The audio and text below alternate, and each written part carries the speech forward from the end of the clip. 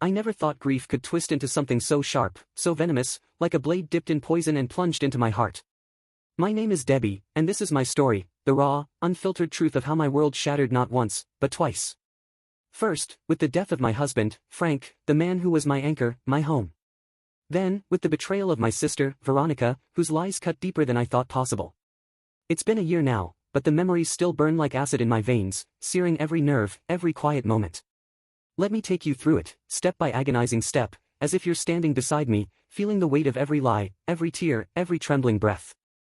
It was a rainy afternoon in October 2024, the kind where the sky weeps without end, each drop a mirror to the ache in my soul. The world outside my window was gray, the air heavy with the scent of wet leaves and loss. Frank had been gone for just 2 weeks, my husband, my rock, stolen by a heart attack at 52. We were supposed to grow old together, our hands clasped as we tended our garden, our laughter echoing on the porch as we watched sunsets bleed into twilight.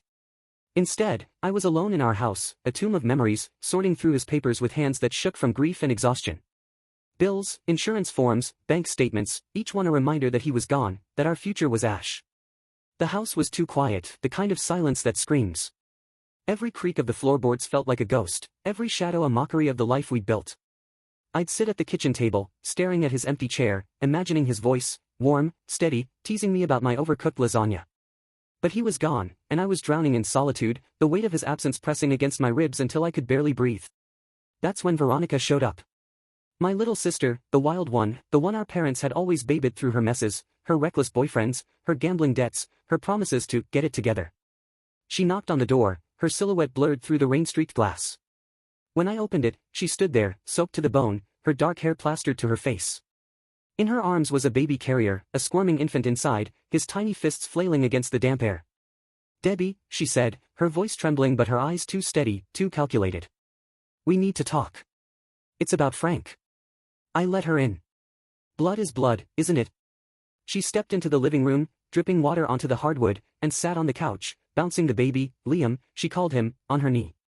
He was maybe 6 months old, with chubby cheeks and big blue eyes that didn't spark any recognition. No trace of Frank, no echo of the man I'd loved for 20 years. Veronica set the carrier down and pulled a folder from her bag, her hands shaking just enough to seem genuine. "Frank, he and I, it was a mistake, Deb. But Liam is his.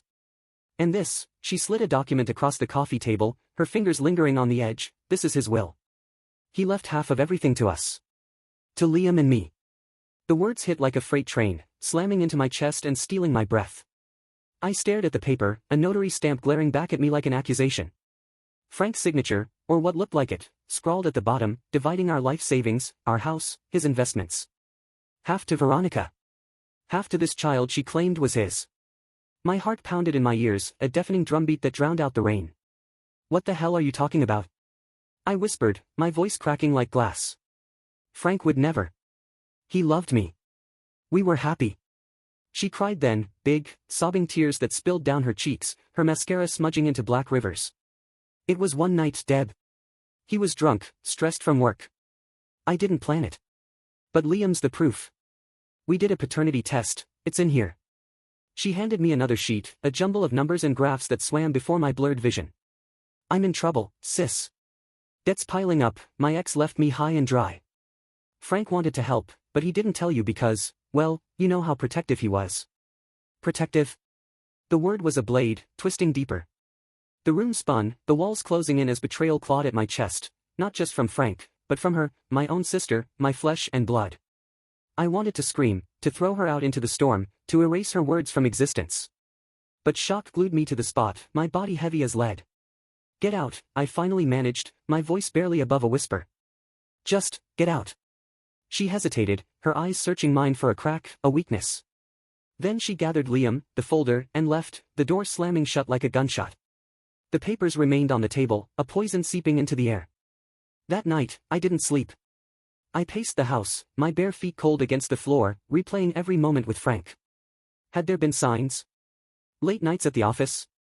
A distant look in his eyes? No. It didn't add up. Frank was loyal, his love as steady as the sunrise. And Veronica, she'd always been the opportunist, charming her way out of every scrape, every debt, every broken promise. But this? This was monstrous, a betrayal so vile it felt like sacrilege. By morning, rage had replaced numbness, a fire roaring in my chest. I couldn't let her lies stand, couldn't let her tarnish Frank's memory. I called Ian, our family lawyer, a man Frank trusted implicitly, sharp, no nonsense, with a knack for cutting through bullshit. "Debbie, slow down," he said over the phone, his voice calm but firm as I rambled, my words tripping over tears and fury. "Bring everything in. We'll verify it." I drove to his office, the forged will clutched in my hand like a grenade, my knuckles white around the steering wheel. The rain had stopped, but the sky was still bruised, heavy with clouds that mirrored my heart. Ian's office was a small, cluttered space, walls lined with law books and framed degrees. He took the document, his brow furrowing as he examined it under his desk lamp. "This signature, it's close, but the flourish on the K is off." Frank's was always precise, like he was signing a work of art. "And the notary?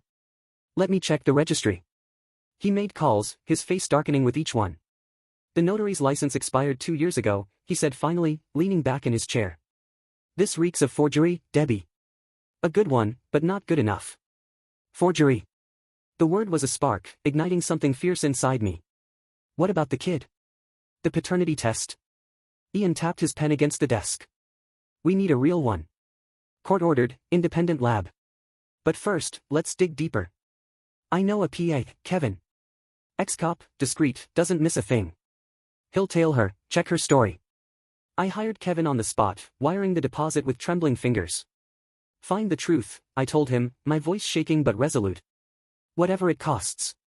Days blurred into a haze of waiting, each one heavier than the last. I avoided family calls. Mom and Dad, always quick to defend Veronica, would swallow her sob story whole. Instead, I locked myself in our home office, poring over Frank's files like a detective in a crime novel. Bank statements, emails, handwritten notes, nothing suspicious. His passwords were still taped to the monitor, a quirk that used to make me laugh. Now, it was a lifeline, a tether to the man I'd lost. Then, in a locked drawer, I found it, his Real will, drafted last year, its pages crisp and official. Everything to me, with trusts for our nieces and nephews. No mention of Veronica, no hint of a child.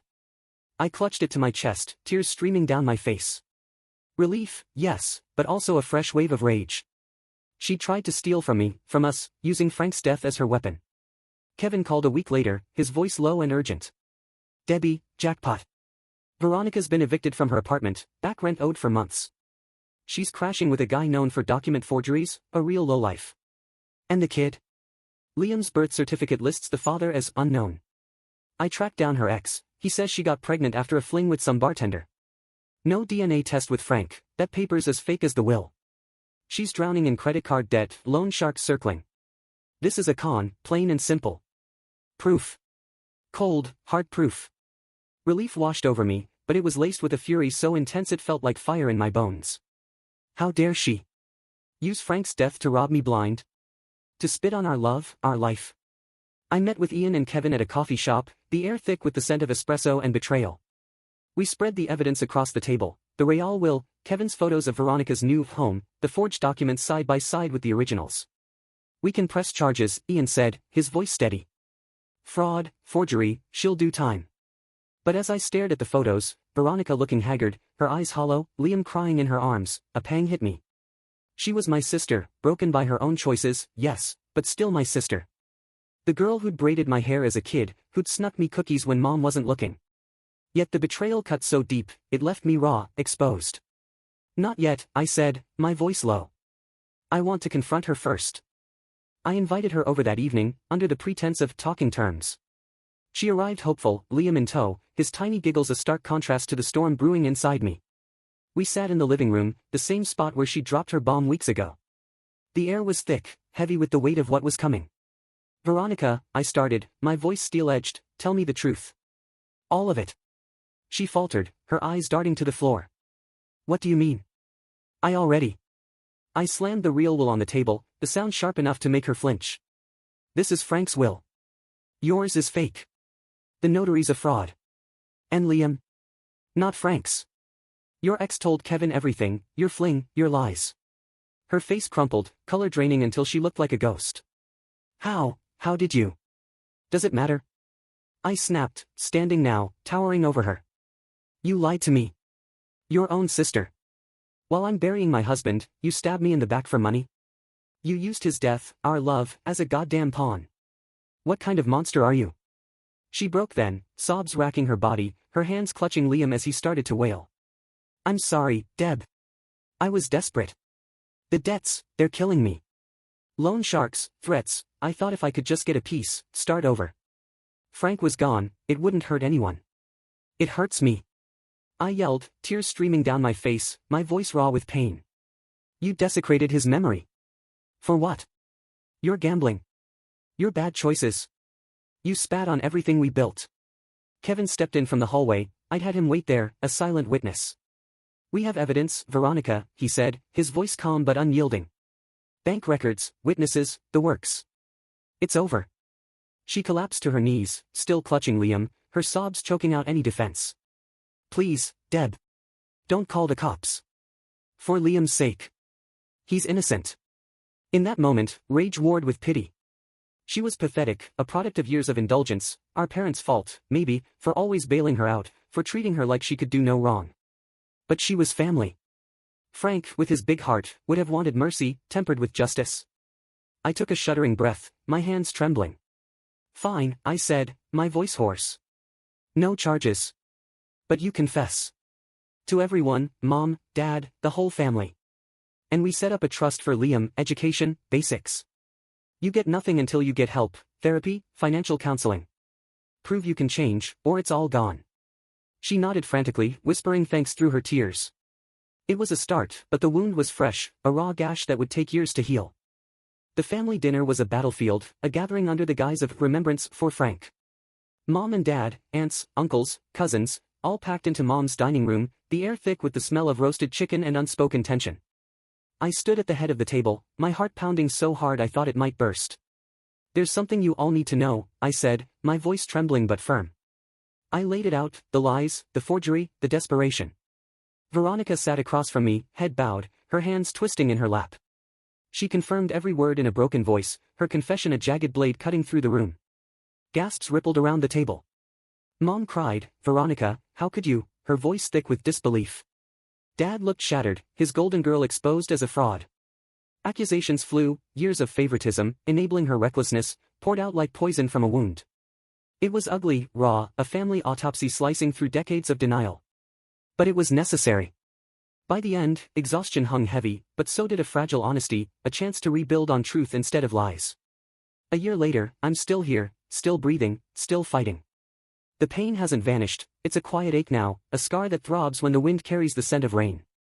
But I've transformed that pain into purpose. The Frank Memorial Scholarship Fund is my lifeline, a way to honor the man who loved justice, who loved helping others. It supports struggling law students, their applications flooding my inbox with stories of resilience that heal my own scars. Each one is a reminder that love, real love, leaves a legacy stronger than betrayal. Veronica has changed, slowly but surely. Therapy has stripped away some of her defenses, and she's working now, a receptionist job, modest but honest. She pays her bills on time, a small miracle. Liam's thriving in daycare, his trust secure for his education, his future. We're not close, not like before, but we talk. Civil nods at family gatherings, a shared understanding of rock bottom and redemption. She's trying, and for Liam's sake, I'm trying too. And me? I find peace in the garden, where Frank planted daffodils, those resilient bulbs that bloom after winter's cruelty. They're symbols of hope, of rebirth, their golden petals defiant against the cold. As I kneel in the soil, my fingers deep in the earth, I feel him, his strength, his love, steady as ever. Betrayal tried to bury me, but like those flowers, I rose. Stronger, wiser, alive. The rain still falls sometimes, heavy and unrelenting. But I've learned to stand in it, to let it wash over me without breaking. I've learned that grief, like love, is a force that shapes you, that betrayal can wound but not define. And in the quiet moments, when the sun breaks through the clouds, I know, I am enough. For Frank, for myself, for the life we built and the one I'm building now.